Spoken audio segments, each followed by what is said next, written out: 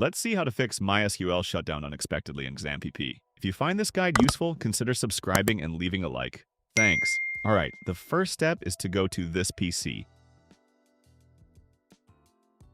Then, open your main drive. Go to the XAMPP folder, then MySQL. Now, rename the folder called Data to Data Old.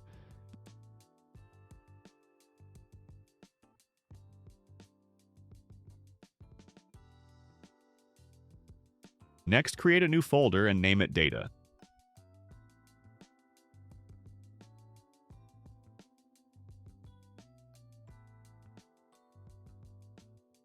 Now, go to the backup folder and copy everything inside.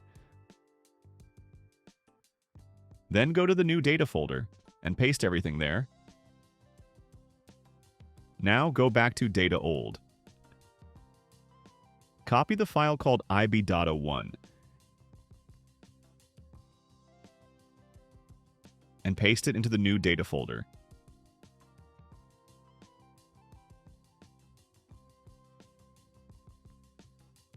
Then go back to Data Old again.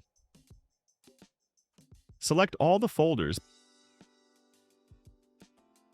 but deselect these three in TR and copy the remaining ones. In my case, it's only test, but if you have more, copy all of them.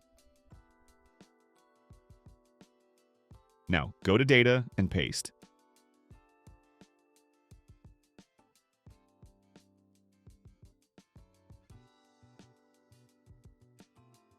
And that's it.